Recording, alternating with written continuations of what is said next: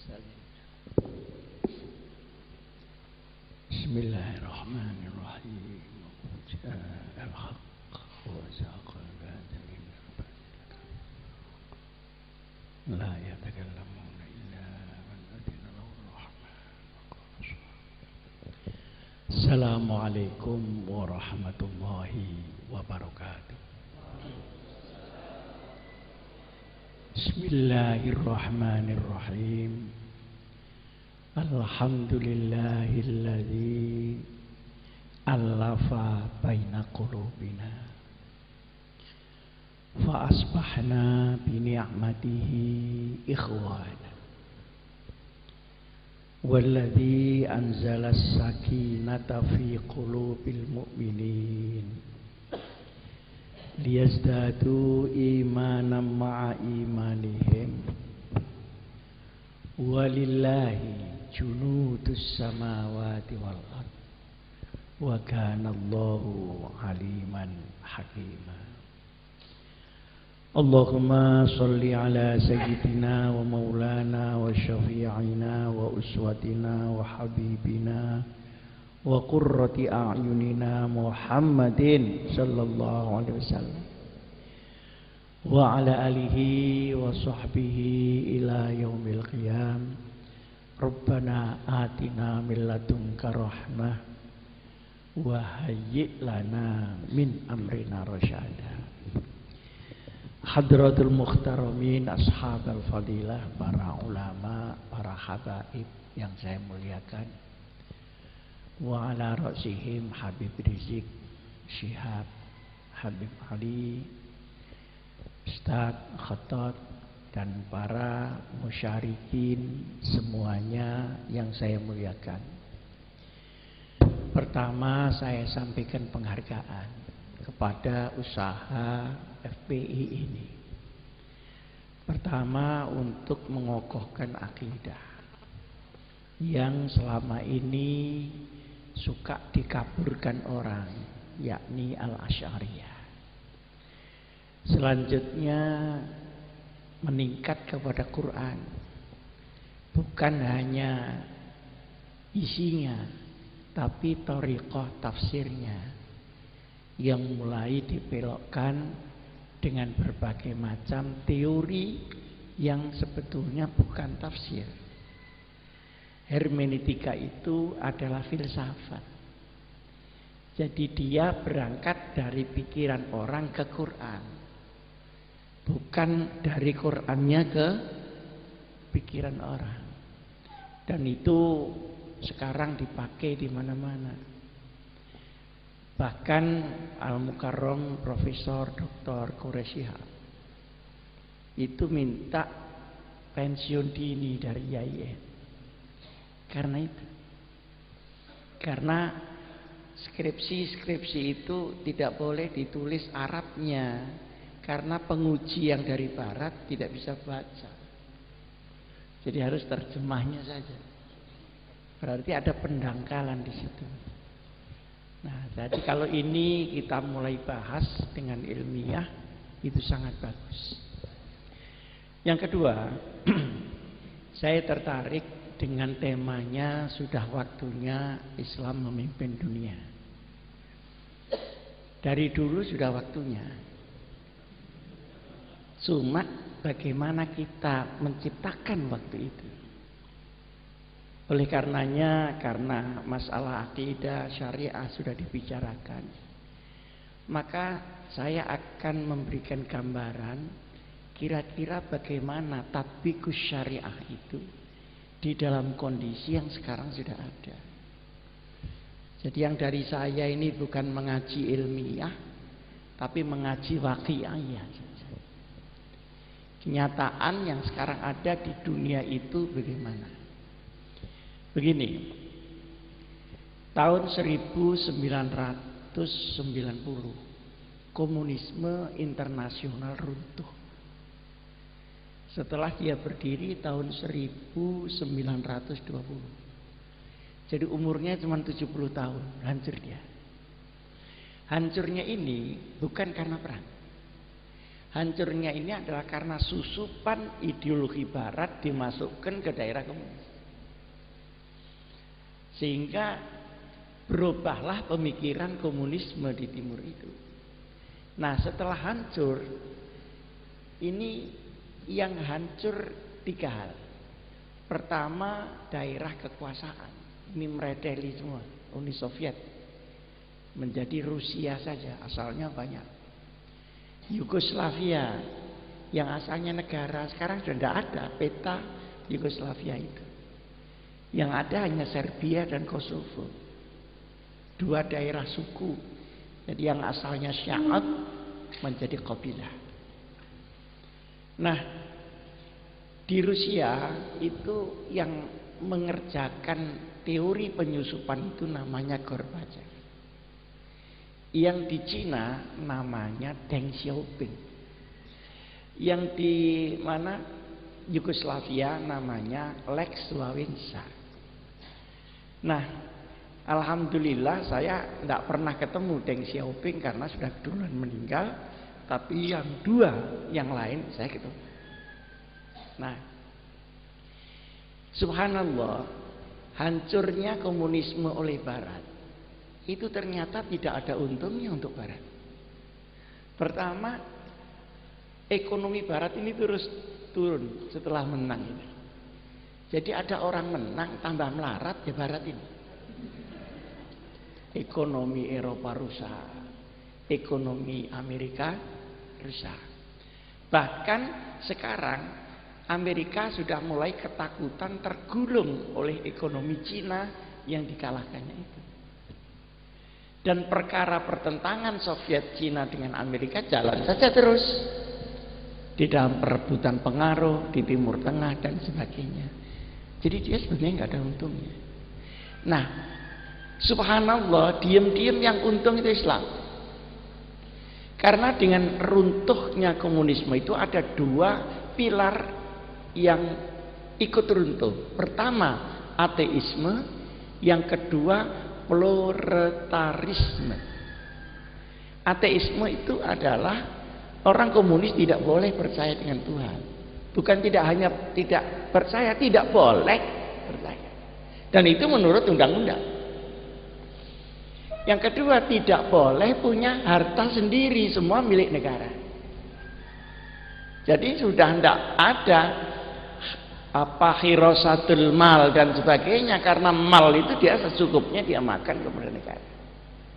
Jadi 2 hal ini sebetulnya selain bertentangan dengan syariat, juga bertentangan dengan kodrat, dengan sunnatullah. Jadi sudah bertentangan dengan kemauan Tuhan yang sebenarnya tidak bisa ditentang. Jadi sekarang ekonomi itu bebas di Cina. Nah, dulu orang Cina kalau punya hasil 10.000 dia makan cuma 7.000. Ini biasanya orang Cina. Kalau kita hasilnya 10.000 makannya 35.000. Nah, yang 25.000 dari mana? Wallahu a'lam bishawab. Dihitung min haitsula ya atas. Tapi kalau orang Cina, maka ketika hak mereka di negara itu dikembalikan, mereka langsung makmur. Yang 3.000 itu dikembali. Nah, mereka semangat bekerja. Sekarang di mana-mana ekonomi dikuasai Cina. Di mana-mana, sampai kepada Afrika yang paling tengah. Nah, kemudian masjid, gereja, baik gereja Katolik maupun Ortodok itu dibuka di Rusia. 125.000 gereja Ortodok dibuka. Masjid, gereja, baik gereja Katolik maupun Ortodok itu dibuka di Rusia. 125.000 gereja Ortodok dibuka. 78.000 masjid dibuka kembali. Nah, di tengah-tengah kota Moskow itu ada 60 hektar tanah yang diberikan untuk Islamic Center dari Rusia. 60 hektar di tengah kota Moskow. Di dekat Tiananmen, di dekat lapangan merah, di sana namanya ada Red Square itu lapangan merah. Jadi wa makaru wa makarallah wallahu khairul makirin. Jadi embrio Islam itu sudah mulai tumbuh. Sekarang anak-anak Rusia sudah belajar ke Indonesia dan sebagainya untuk belajar Islam. Nah, anehnya setelah tahun 90 mengalahkan komunis timur, orang barat ini mengalihkan perhatian untuk mengalahkan dunia Islam yang di Timur Tengah. Nah, caranya pada tahun 96-97 ada sebuah buku yang dikarang oleh Samuel Huntington. Itu namanya Clash of Civilization, judulnya itu. Artinya pertentangan budaya antara barat dan timur. Yang di situ digambarkan seakan-akan buku ini memberitahu bahwa nanti ada clash fisik dengan adanya clash budaya itu. Sehingga setelah saya baca, saya tidak percaya bahwa itu adalah clash budaya. Yang benar adalah clash of interest. Ini seperti suatu warning, suatu isyarat bahwa akan terjadi benturan antara barat dengan timur tengah dan dunia Islam. Kalau istilah Jawa Timur, ndak lido. 2 tahun kemudian ada peristiwa 11 September. 11 September itu katanya Amerika. Pesawat Amerika dibajak oleh orang lain untuk ngebom 2 menara kembar itu. Saya juga mikir. Karena saya ke sana.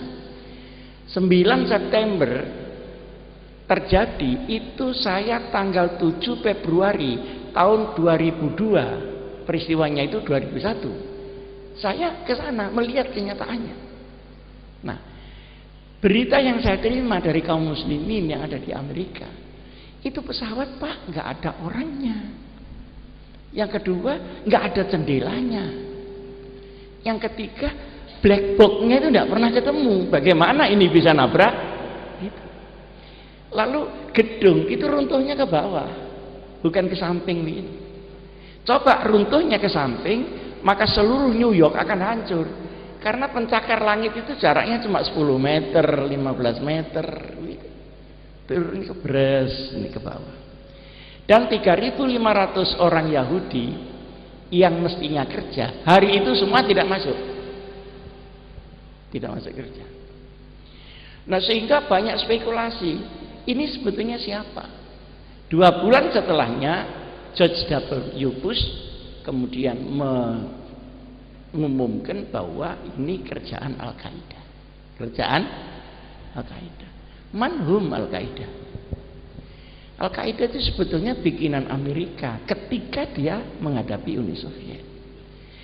Tetapi ketika Uni Soviet sudah dikalahkan, ini Al-Qaeda menjadi kekuatan militer luar biasa yang menakutkan, maka harus dihancurkan terlebih dahulu.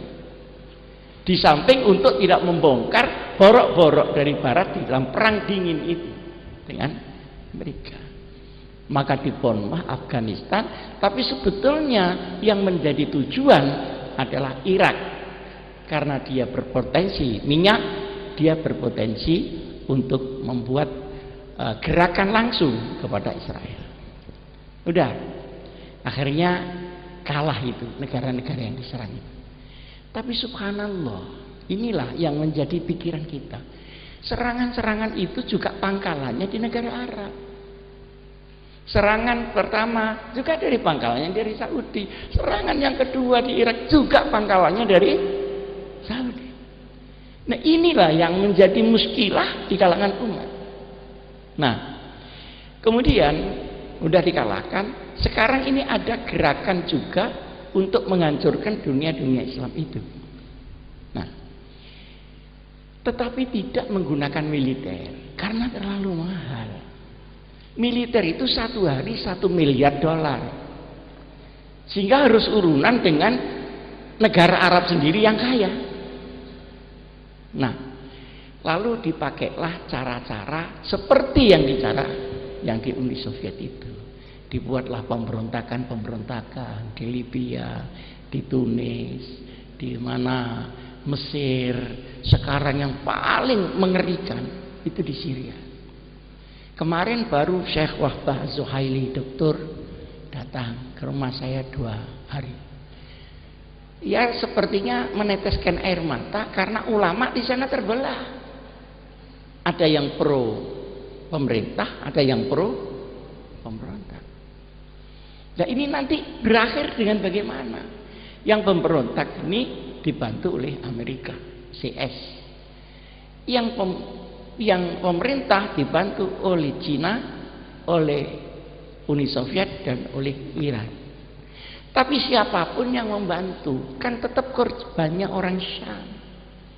Tetap korbannya adalah umat Muhammad Rasulullah SAW. Nah, jadi ini adalah kerjaan-kerjaan, tapi subhanallah lagi, negeri-negeri yang dijatuhkan dalam tanda petik tadi, itu akhirnya yang muncul itu gerakan Islam. Jadi di Libya yang tidak suka karena dengan Gaddafi karena diktator, sekarang partai Islam yang paling bagus yang mimpin. Selamanya berpuluh-puluh tahun Ikhwanul Muslimin itu tidak pernah berhasil memimpin Mesir. Loh, setelah sekarang ini memimpin Mesir. Padahal Mubarak yang dijatuhkan itu sangat pro Israel dan sangat pro Amerika. Jadi saya tertarik, ini ada tulisannya Habib Rizid, saatnya Islam memimpin dunia. Saya kira tanda-tandanya adalah Islam sebagai ajaran, sekalipun belum Islam sebagai komunitas umat Islam. Jadi Islam sebagai syariat. Kenapa? Karena selalu ada masafah bainal Islam wal muslimi. Al-Islam ya'lu wa la yu'la alai, itu Islamnya. Kalau musliminya ya lihat potongannya. Kalau potongannya bangsa hermeneutik begini, kemudian mengaku Islam, dari mana kuntum khaira umat? Oleh karenanya ada inna akramakum indallahi, berarti kan ada tingkatannya. Ada yang 24 karat, 20 karat, 10, ada yang sekarat aja. Ya modalnya cuma la ilaha illallah, setelah itu la haula wala quwata, di situ sudah nggak ada terusnya lagi. Nah, penghuni ini sekarang saya ingin tanya, saya ajak para musyarikin ini untuk berpikir. Kalau negara Islam yang di Timur Tengah, jumlah orang Islamnya itu sama dengan jumlah orang Islam di Indonesia. Jadi orang Islam di dunia cuma Indonesia dan Timur Tengah. Sudah. Nah sekarang mulai tumbuh di daerah-daerah kering itu tadi. Daerah Kazakhstan, daerah Uzbekistan. Mulai. Juga di Peking sendiri, di Guangzhou dan sebagainya. Mulai. Di Polandia itu dulu ada keputusan parlemen yang menyatakan Tuhan tidak ada. Sekarang sidang lagi mengambil keputusan Tuhan ada lagi. Artinya itu ateisme itu merontok di mana-mana. Ateisme. Nah, tinggal sisa-sisa ateisme itu yang datangnya dari Eropa sama Amerika, bukan dari yang lain. Nah, ateisme itu bentuknya banyak. Ada bentuk yang tadi disebut liberal. Liberal itu kafir yang belum jadi. Gampangannya begitu. Jadi saya itu kalau ngecek sama teman-teman liberal, sampean itu kasihan. Sampean itu di Indonesia dibilang setengah kafir, tapi kalau pergi ke Amerika dianggap kurang kafirnya sampean.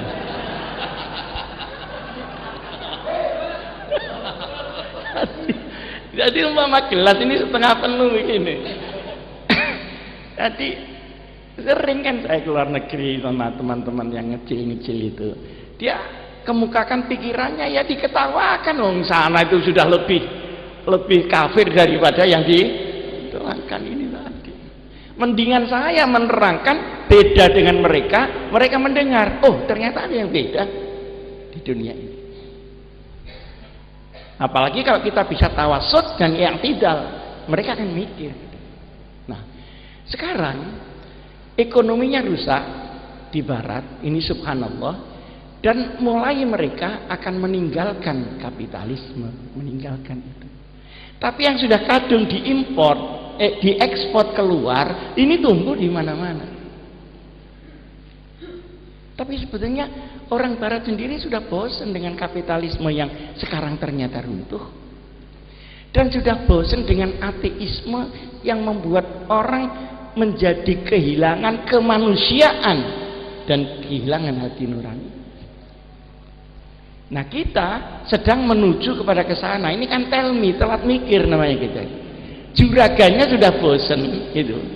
Lebih dindonya kok bisa nyergepi gitu. Nah, pertanyaan saya tadi, kalau negara Indonesia yang jumlahnya hampir sama dengan seluruh orang Islam di Timur Tengah, mungkin enggak menjadi sasaran daripada gerakan-gerakan yang tidak benar itu. Kira-kira mungkin apa enggak mungkin? Sangat mungkin. Nah, tetapi harus ingat bahwa mereka kalau menyerang di satu itu kan harus ada maudhu'nya, harus ada temanya. Misalnya Baksul Masail ini maudhu'iyah apa waqi'iyah, nah kan begitu. Nah, mereka kalau masuk di Libya maudhu'nya mesti kediktatoran Gaddafi. Kalau masuk misalnya di Mesir, misalnya masalah ekonomi, masalah apa, masalah apa. Kalau masuk di Syria mungkin masalah demokratisasi yang tidak jalan. Nah, kalau ini nanti melanda Indonesia, ternyata Indonesia itu negara-negaranya negara demokrasi. Semua boleh, termasuk maksiat juga boleh. Iya kan? Termasuk maksiat juga boleh. Nah, pasti mereka tidak menggunakan cara yang dipakai di Libya, tidak menggunakan cara yang dipakai di Timur Tengah. Pasti dia akan berselancar di atas proses demokrasi itu. Jadi misalnya orang jualan itu kalau musim panas ya jualan es, tapi kalau musim hujan ya jualan ronde Pak, jangan es. Nah, oleh karenanya demokrasi yang ada di Indonesia itu bagaimana diwarnai seperti apa yang mereka kehendaki. Nah, masuknya dari mana? Masuknya pertama, Pak Harto ini kan dianggapnya orang yang berhasil dalam tanda petik menjaga keamanan dan menjaga Pancasila, sehingga semua unsur-unsur yang kira-kira tidak cocok itu nggak bisa masuk waktu zaman Orde Baru, tidak nemen-nemen seperti sekarang. Nah, yang kedua, Pak Harto itu dianggap terlalu memegang kekuasaan yang full, semua tentara, sampai RT kan tentara, sampai orang yang takut itu mesti rumahnya ditulisi keluarga ABRI, kan gitu dulu itu. Suruhannya sidik-sidik celuk koramil gitu. Yang tidak punya keluarga ABRI ya ditulisi tetangga ABRI gitu. Saking dia urusannya sampai masih ingat itu ya, dijebol. Nah, dijebol dengan maudhu' ini terlalu kenceng, jadi harus dilonggarkan. Ketika dijebol itulah masuk seluruh ide-ide at-takhribiyah itu. Pada saat amandemen Undang-Undang Dasar 45 menjadi amandemen tahun 2002, tetapi tetap dinamakan Undang-Undang Dasar 1945. Di dalam perubahan itu, semua simpul-simpul yang ketat itu dibocorkan semua. Misalnya di bidang ekonomi. Nah, di bidang ekonomi yang asalnya ekonomi itu dibagi rata. Tapi ini lalu disentral dengan kapitalisme. Maka kita makin lama akan makin miskin. Jadi di Indonesia itu bukan hanya ada kemiskinan, tapi proses pemiskinan melalui bocornya simpul di Undang-Undang Dasar. Nah, ini nanti dibuatlah undang-undang, maka aset-aset itu menjadi dijuali semua. Maka yang untung adalah pemilik modal, baik modal dalam negeri maupun modal luar negeri. Ini yang ekonomi. Kita terasa kan pekerjaan sulit, begini. Tapi kita tidak tahu kenapa ini begini. Kadang-kadang ada pemuda penampilan meyakinkan, tapi rokok tetap eceran. HP-nya 3, pulsanya tidak ada. Jadi gaya-gaya kok, kenapa? Pekerjaan tidak ada, itu outsourcing banyak sekali, pengangguran luar biasa, dan ekonomi ini menyentral. Sehingga dikuasai oleh ekonomi kuat Indonesia plus ekonomi kuat asing, maka seluruh mal-mal menguasai seluruh itu. Yang kedua, politik. Politik ini diliberalkan begitu rupa sehingga pemimpin ini tidak sambung lagi dengan rakyat. Saudara-saudara, sekarang kalau Habib Rizik mengadakan begini, semua datang. Tapi kalau partai gitu ngumpulkan orang, minta uang orang-orang. Lu sangunin tidak lah kau sih. Kenapa? Mereka rakyat itu tahu bahwa mereka bisnis. Ya usah kok tidak dikasih. Gitu. Apalagi kalau pilkada, serangan Fajar. Nah, itu. Nah, saya mengingatkan awas serangan Fajar. Ternyata rakyatnya senang diserang Fajar itu. Loh, Pak, saya mulai kemarin tuh menunggu serangan Fajar. Tapi kok tidak diserang-serang saya ini. Nah, artinya apa? Moral politik udah rusak. Jadi al-amanah was-sidq di sini sudah bongkar di dalam proses politik. Sehingga kalau sampean milih, itu tidak bisa nitip apa-apa kepada yang dipilih. Yang dipilih pun juga tidak pernah ingat siapa yang milih. Dia berada di parlemen, dia juga tidak mewakili siapa-siapa kecuali dirinya sendiri.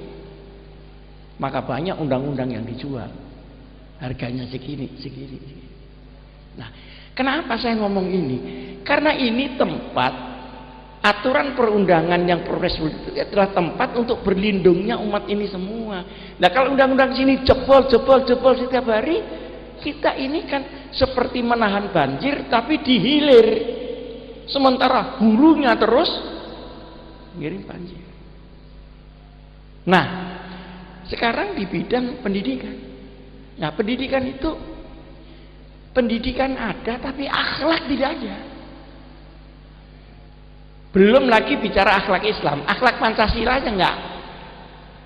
Yang ketuhanan yang Maha Esa ganti keuangan yang Maha Kuasa.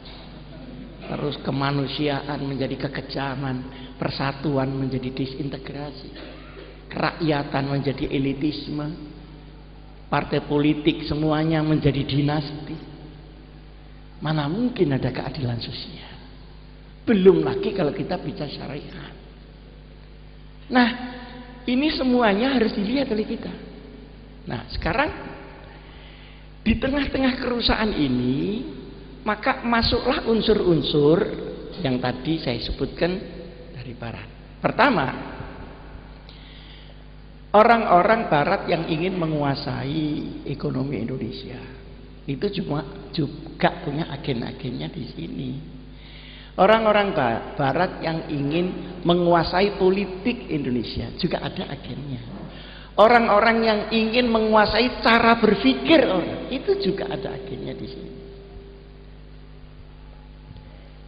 Orang-orang yang pelan-pelan membuat supaya Indonesia itu disintegrasi, lalu bagaimana supaya Irian Barat itu lepas. Itu juga ada zombie-zombinya di sini yang mengkondisikan itu. Nah, sekarang kita mendirikan Front Pembela Islam.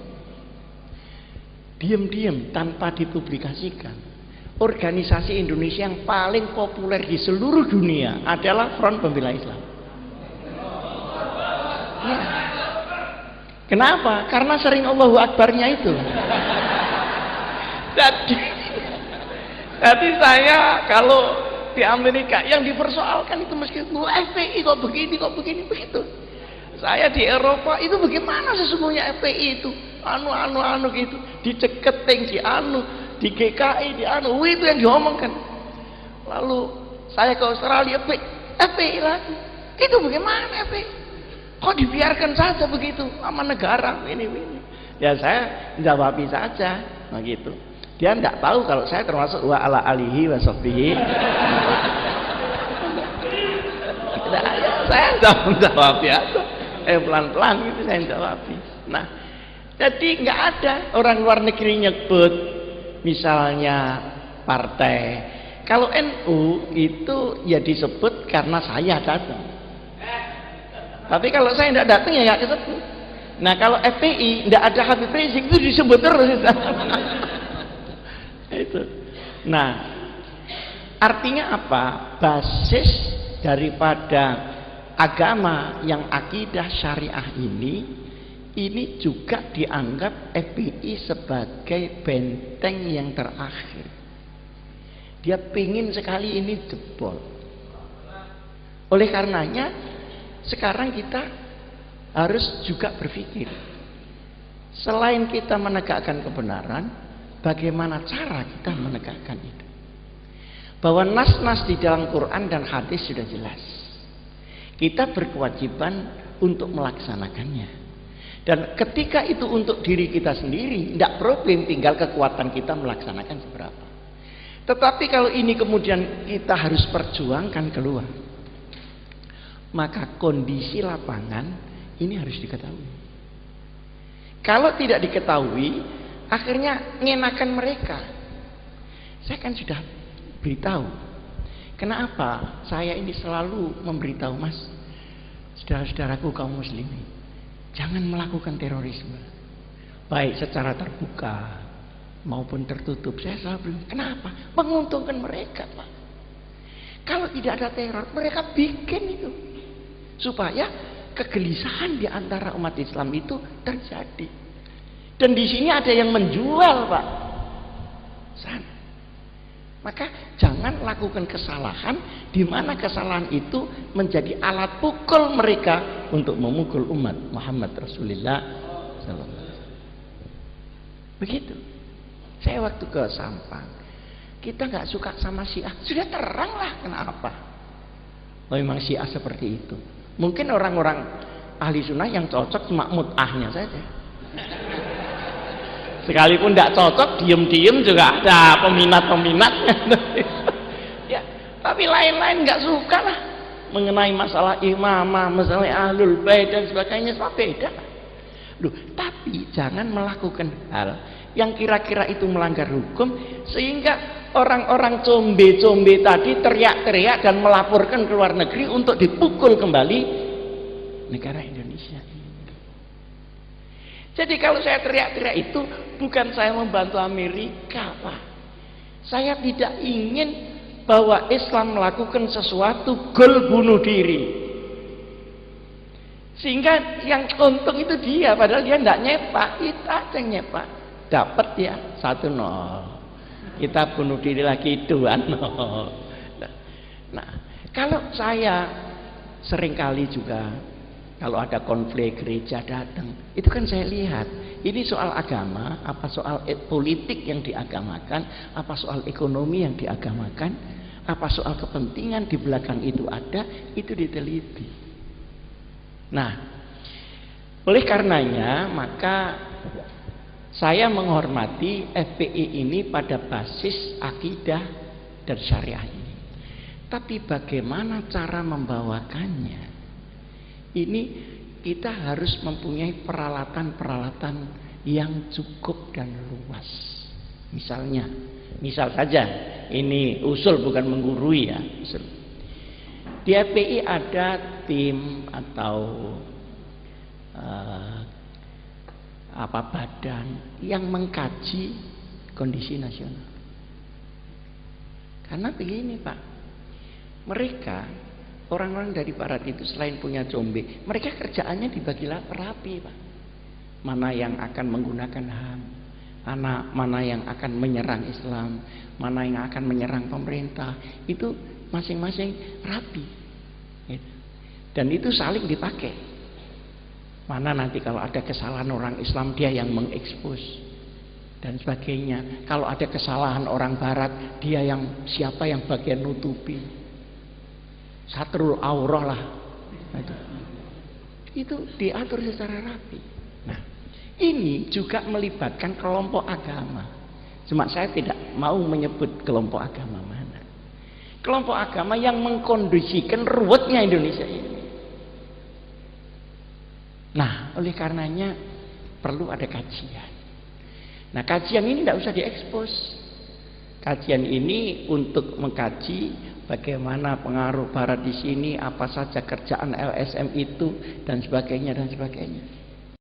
Di sini yang menjual ateisme itu ada LSM-nya sendiri. Yang mengangkat supaya neokomunisme Indonesia itu tampil kembali, itu ada LSM-nya sendiri. Dia bergerak secara rapi. Nah, sementara kita mereaksi ketika mereka sudah ofensif kepada kita. Jadi terlambat kita. Mestinya kita tidak hanya berada pada taktis operasional, tapi juga strategis konseptual. Oleh karenanya perlu ada kajian ini. Yang kedua, umat Islam yang sekian banyak sekarang ini korat-karit Pak, yang tadi saya sebutkan. Mestinya kan partai itu mikirkan supaya konun di Indonesia itu mutabaqatun bisyariatil islamiyah. Tapi yang terjadi kan tidak. Nah, kita hanya peka pada masalah-masalah yang langsung syara, tapi tidak peka terhadap masalah muamalah yang membuat rusaknya umat secara tidak langsung, baik masalah ekonomi, keadilan dan sebagainya dan sebagainya. Menurut saya FPI perlu mendatangi partai-partai itu, diberitahu, kamu jadi partai maunya apa? Ini mau ada undang-undang begini. Jadi selain ada kajian strategis, itu bisa menjadi pressure dari teman-teman kita supaya teguh di dalam menjalankan syariat pada bidangnya masing-masing. Sekarang ini Pak, ada 21 undang-undang yang menjual Indonesia itu hasil. Undang-undang tambang tanah air, undang-undang tentang penyewaan lahan, perkebunan, terus kemudian migas. Loh, itu memang tidak langsung bicara akidah dan syariah, tapi bicara muamalah, bagaimana masalah kemakmuran dan keadilan kaum muslimin yang mayoritas di Indonesia pasti akan dimelaratkan dengan undang-undang ini, sekalipun tidak mubasyarah. Saya kira FPI perlulah kalau ada apa-apa, karena kajiannya tadi ada, oh ini DPR mau begini, kenapa fraksi-fraksi tidak didatangi? Sampai itu partai Islam, ya betul Islam, ini mau ada begini, kira-kira pendapat sampean bagaimana? Jadi kita menjadi munzir, kita menjadi inzar. Fadzakir fa inna dzikra tanfa'ul mu'minin. Kalau itu jadi undang-undang negara, berarti partai Islam pasti terlibat lah tanda tangan. Kalau tidak jadi undang-undang itu. Sekarang lagi mau ada undang-undang yang mengubah undang-undang perkawinan menjadi gaya Nabi Lut, perempuan boleh kawin dengan perempuan, laki-laki boleh kawin dengan laki-laki, tapi masih agak pelan-pelan ini, tidak langsung karena ini berat gitu. Tapi akan sampai ke sana. Loh, kalau perempuan kawin dengan perempuan, saya tidak pernah membayangkan karena saya tidak pernah jadi perempuan. Tapi kalau laki-laki kawin dengan laki-laki itu mau apa dia? Itu mau kawin apa mau olahraga? Dan itu kan melawan kodrat. Lo begini ini mau masuk melalui manji, melalui ini, melalui ini. Jadi pertama, saya mohon FPI punya kajian. Yang kedua, FPI ini menjadi munzir kepada sesama komponen Islam. Sebelum berteriak atas nama Islam keluar. Saya kira kalau partai Islam bener, enggak beginilah Indonesia. Nah, dan partai-partai itu sekarang kenapa begitu transaksional? Begitu semuanya harus dihitung dengan uang. Itu satu. Yang kedua, masalah-masalah yang menyangkut masalah kesejahteraan umat, ketidakadilan dan sebagainya, itu juga bicara. Tidak hanya bicara tentang akidah kita, tapi bicara tentang keumatan secara umum, mabadi' khairu ummah. Yakinlah bahwa umat itu adalah umat Muhammad Rasulullah. Nah, dengan demikian, maka masyarakat ini akan ikut merasakan, oh iya, kehadiran FPI ini melindungi hak saya. Bukan hanya hak akidah saya, bukan ada hak syariah saya, tapi hak amwal saya, hak ailah saya, hak muruah saya, dan sebagainya. Dan dari sinilah akan timbul dukungan-dukungan besar. Jadi bagaimana menseimbangkan antara nahi mungkar dengan amar ma'ruf ini? Dalam tawazun, amar ma'ruf sebelah mana, nahi mungkar sebelah mana, dan nahi mungkar itu dengan cara seperti apa, tidak boleh kalah kualitas dengan orang-orang lain yang mengendarai keadaan dan demokrasi di Indonesia itu. Kenapa saya ingin begitu? Karena yang lain-lain itu sudah ruhul jihadnya sudah menurun terus, Pak. Ada apa-apa itu diem saja. Alasannya istiqomah. Jadi Nahdlatul Ulama itu kan bangkit, kok berubah menjadi Sukutul Ulama, itu bagaimana? Sebentar lagi Naumul Ulama. Nah ini umat kita kan menjadi Ashabul Kahfi semua. Nah, yang menjadi sasaran semua itu yang saya ceritakan itu NU sama Muhammadiyah, Pak, karena itu yang mayoritas. NU sama Muhammadiyah jadi sasaran. JIL masuknya di situ. Kalau di NU namanya JIL, kalau di Muhammadiyah namanya JIM, Jaringan Intelektual Muda Muhammadiyah. Jadi Muhammadiyah dan NU hari ini menjadi maf'ul bih. Nah, FPI yang mengingatkan itu tidak benar begitu itu. Saya waktu jadi ketua NU saya jaga betul, Pak. Jangan sampai robek NU ini.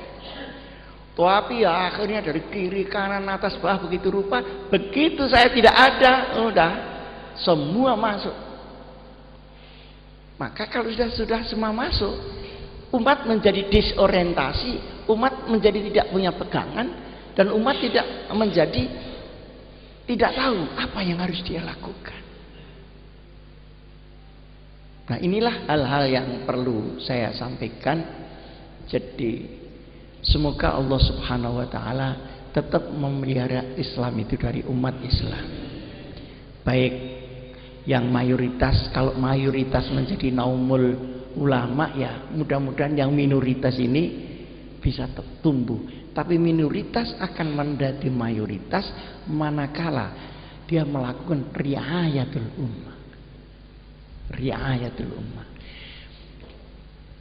Bukti yang paling gres itu pemilu kada di DKI. Itu bukti paling gres sudah. Karena yang mengusung itu partai yang sedang tidak populer. Jeblok akhirnya. Diangkat oleh ulama, diangkat oleh ustadz. Ini masih tidak kuat diangkat. Artinya apa? Artinya bahwa kadang-kadang Jokowi saingan kita itu kelihatannya merakyat. Wallahu a'lam merakyat tidak betul apa tidak. Artinya apa? Rakyat itu sekarang mengeluh. Dia sedih karena merasa tidak disapa dan merasa tidak dilindungi. Saya berharap FPI menempati tempat itu. Di samping juga sebagai penegak akidah dan syariah. Dan saya kesini memang ingin mendengar pendapat daripada saudara-saudara. Jadi jangan saya ngomong terus pulang. Silahkan sampaikan unek-unek. Mungkin saudara cocok dengan yang saya omongkan atau tidak cocok, atau punya ide. Kalau memang ada waktu, silahkan sampaikan. Aqulu qouli hadza wa astaghfirullah li wa lakum. Wassalamualaikum warahmatullahi wabarakatuh.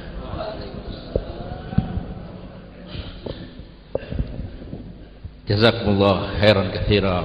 Kami ucapkan kepada Ki Haji Hasyim Muzadi suatu ulasan tausiah, taujihat dan pencerahan pemikiran yang begitu bagus, ya, yang patut untuk kita apresiasi dan kita jadikan renungan. Karena itu bahan untuk kita bagi melakukan evaluasi. Sudah sejauh mana sebenarnya kita satu melakukan introspeksi diri sehingga bisa menutup apa-apa yang sebenarnya kurang pada kita dan apa-apa yang mestinya masih perlu untuk kita lakukan. Kedua juga kita bisa membaca peta daripada kekuatan atau gerakan-gerakan orang-orang kafir dunia dan kondisi real yang sebenarnya mereka sekarang berada. Bagaimana mereka itu dengan begitu aktif melakukan penyusupan pengaruh-pengaruh dan sebagainya, dan bagaimana kenyataannya bahwa mereka itu sebenarnya rapuh gitu loh. Di satu sisi orang-orang kafir itu sudah rapuh dan merasa gagal, ya, karena memang innal batila kana zahuqa. Kebatilan itu tanpa dijatuhkan dijatuhkan, kan zahuqa kebatilan, apalagi sambil dijatuhkan. Cuman yang aneh tadi yang disampaikan oleh Ki Hasyim Muzadi, Barat sudah merasa gagal, mereka sendiri sudah nggak mampu untuk berdiri, tinggal nunggu saatnya untuk dikubur sebenarnya, sudah hampir mati. Tapi yang aneh, kenapa kok dari dunia Islam ini kok mau begitu semangat mau niru-niru Barat, yang sebenarnya Baratnya sudah hancur gitu. Alhamdulillah, ini suatu ulasan yang luar biasa. Pada kesempatan ini supaya lebih lengkap, tokoh kita Al-Habib Muhammad Rizik Syihab juga saya minta untuk berikan ulasan walau daqiqatain kulaimat, ya, untuk kemudian seperti yang ditawarkan tadi, barangkali ada sesuatu dari hadirin mau menyampaikan pertanyaan atau sharing apa itu informasi dan sebagainya, para tokoh kita dengan lapang dada memberikan kesempatan untuk bisa disampaikan. Saya berikan waktu kepada Al-Habib Muhammad Rizik Syihab untuk menyampaikan ulasannya. Tafadhol.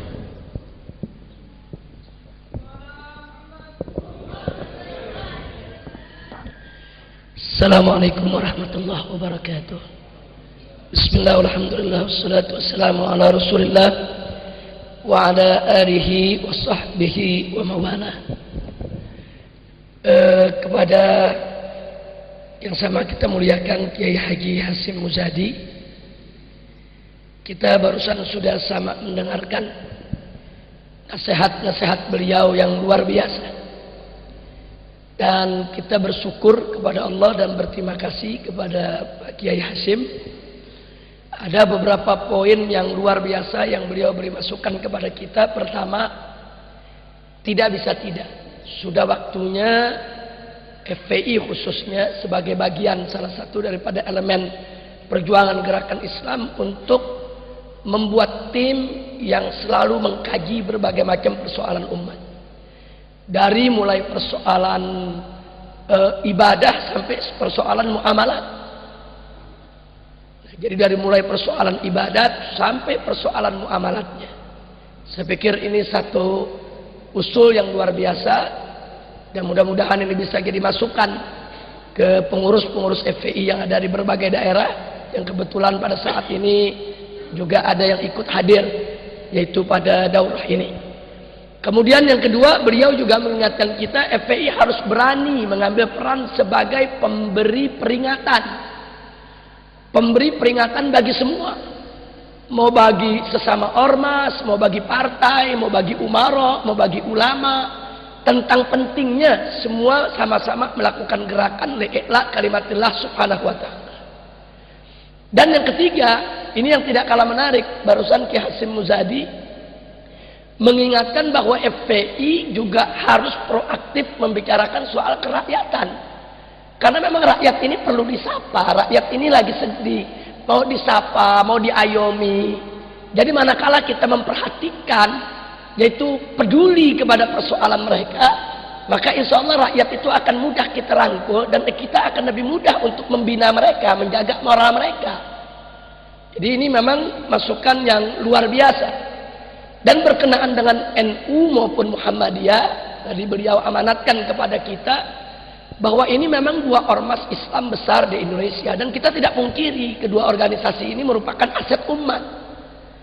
Jadi walau bagaimanapun juga FPI dan elemen yang lain harus ikut berperan bagaimana menjaga, mengingatkan orang-orang tua kita di NU maupun di Muhammadiyah agar kedua organisasi yang merupakan aset umat ini bisa terus dijaga dari penyusup-penyusup yang ingin merusak daripada aset yang begitu luar biasa bagi umat Islam yang selama ini memiliki jasa yang sangat besar dalam gerakan Islam. Nah kemudian selain itu yang tidak kalah pentingnya, intinya pokoknya beliau mengingatkan bagaimana FPI ini jangan hanya terpaku kepada aksi-aksi yang sifatnya hanya merupakan gerakan-gerakan yang ada di lapangan, tapi juga harus punya konsep-konsep yang strategis melalui daripada tim pengkajian tadi. Tentunya saya secara pribadi maupun selaku ketua umum daripada Front Pembela Islam merasa beruntung sekali pada kesempatan hari ini mendengarkan masukan-masukan yang begitu berharga. Dan alhamdulillah di samping saya ada Habib Muhsin, salah satu ketua DPP FPI, ada Kiai Haji Ahmad Sobri selaku sekjen, ada Habib Abdurrahman juga selaku daripada salah seorang ketua DPP FPI, dan alhamdulillah di sini juga ada Kiai Haji Muhammad Al-Khattab yang juga beliau adalah sekjen FUI yang merupakan payung daripada yang menghimpun berbagai macam ormas Islam.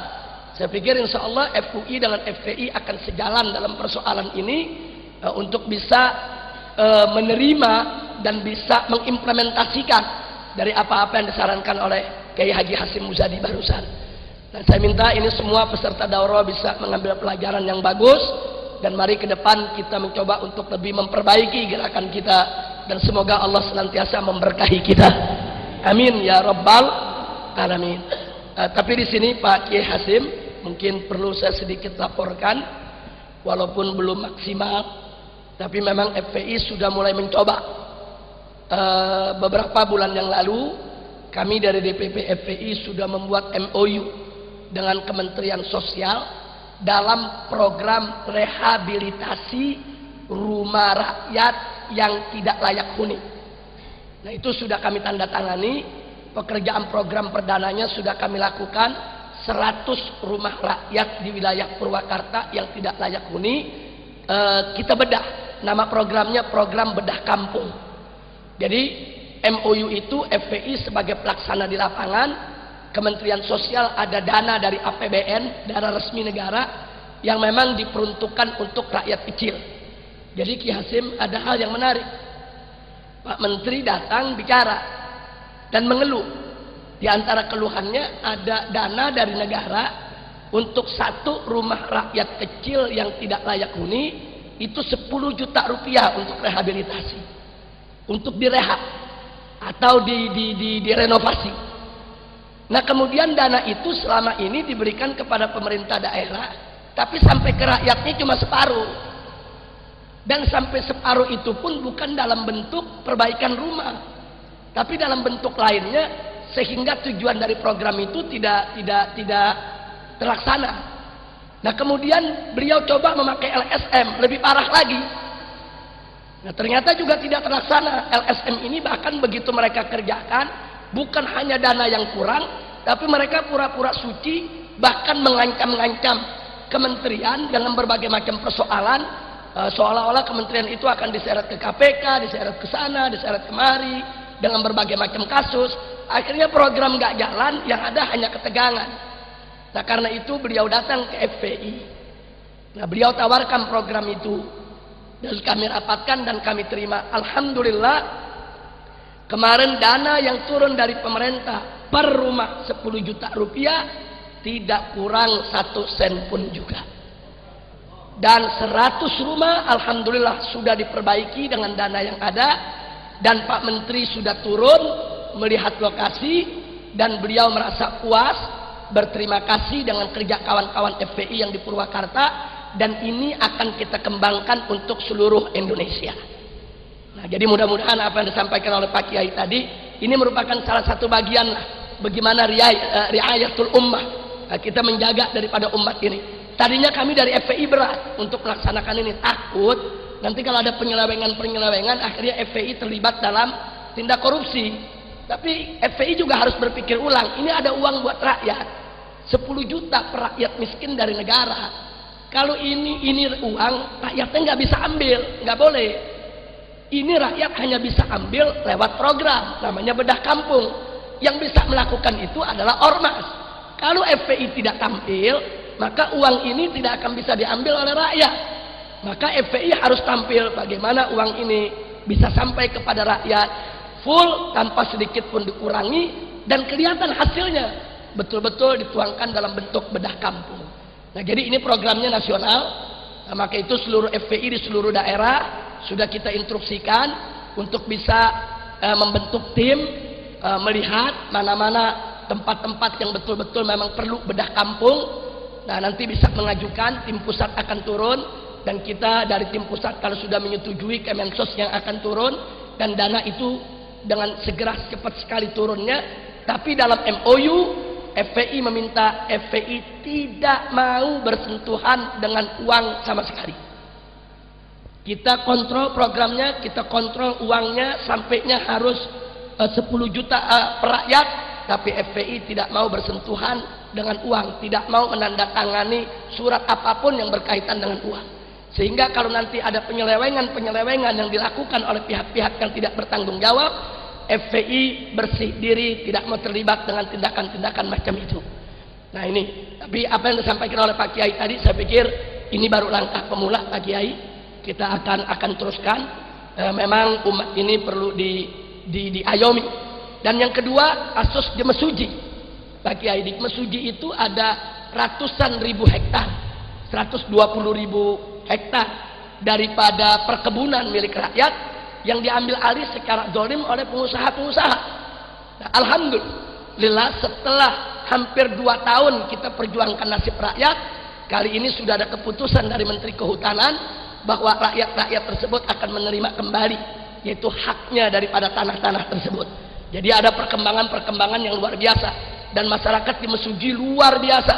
Mereka sangat-sangat berterima kasih kepada kawan-kawan FPI kita yang turun dari berbagai daerah memberikan bantuan keamanan, bantuan kebijakan, bantuan hukum, bantuan semua, sampai akhirnya mereka menerima lagi hak-hak mereka dari negara, dan negara mengambil, yaitu kembali hak-hak mereka yang pernah dirampas oleh perusahaan.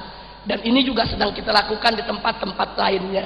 Nah, karena itu saya minta tolong pengurus-pengurus FPI di daerah bisa ikut proaktif, yaitu mengikuti program pusat, supaya kita sama-sama ayo bela rakyat kecil, ayo kita bela orang-orang tidak mampu. Karena jangan lupa, salah satu janji Laskar FPI adalah membela kaum mustadafin dan mazlumin. Nah, itu salah satu janji Laskar itu. Di dalam kartu anggota itu ditulis itu. Nah, karena itu inilah bagian kita bagaimana untuk membela kaum mustadafin dan mazlumin. Itu saja yang bisa saya sampaikan. Sekali lagi terima kasih kepada Kiai Hasim yang luar biasa. Beliau hari ini menerangi kita semua, memberikan pencerahan pencerahan pemikiran, pencerahan wawasan. Jazakallahu khairal jaza anil Islam wal muslimin. Nah, saya pikir itu yang bisa saya sampaikan. Karena waktu mungkin sudah terlalu siang, Habib, saya pikir sesi kedua kita mundurkan Habib Ana Usul. Mestinya kan jam 2, jadi ba'dal asar. Itu jam 3:30 insyaallah kita masuk ke dalam sesi kedua. Karena ini peserta belum makan siang semua ini. Nah, jadi kita istirahat, makan siang, nanti insyaallah 3:30 Habib. Nah, terima kasih. Itu saja. Dan tolong pertanyaan-pertanyaan menyangkut hermeneutik dicatat lagi untuk diajukan di sesi yang berikutnya. Nah, terima kasih, jazakumullahu khairal jaza. Hadani Allah wa iyyakum ila siratal mustaqim. Wassalamualaikum warahmatullahi wabarakatuh.